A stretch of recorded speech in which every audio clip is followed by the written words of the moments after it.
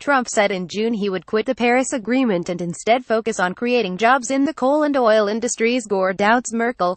Others can change Trump's mind. Trump doubts climate change is stoked by man-made emissions. Trump plans to pull out of Paris Climate Accord. By Alistair Doyle, environment correspondent, Bonn, Germany, November 11. Reuters. Germany, Japan and other U.S. allies are unlikely ever to persuade President Donald Trump to drop his plan to quit the Paris Climate Agreement, former U.S. Vice President Al Gore predicted on Saturday. Gore, speaking on the sidelines of a 200-nation meeting on global warming in Germany, dismissed Trump's stated willingness to re-engage in the 2015 pact if he won better terms for U.S. taxpayers and businesses as a smokescreen.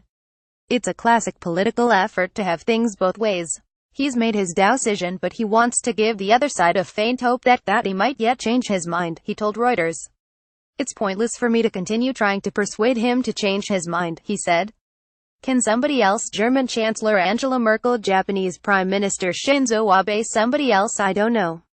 I doubt it. Gore, who served as vice president for Democratic President Bill Clinton, won a share of the 2007 Nobel Peace Prize, and his film, An Inconvenient Truth, a documentary on climate change, won an Academy Award.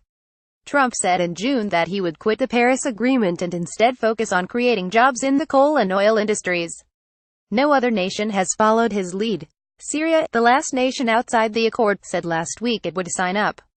Under the rules, a U.S. pullout will not take effect until just after the 2020 U.S. presidential election. Gore noted that any future president could rejoin simply by giving 30 days' notice to the United Nations. Gore said no nations in Bonn were trying to sweeten the terms of the Paris Agreement for Trump.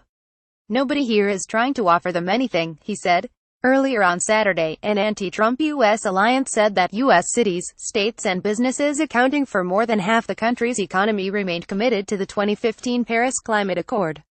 Gore said the United States, helped by non-federal actions, could achieve a goal set by former President Barack Obama of cutting emissions by between 26 and 28% below 2005 levels by 2025.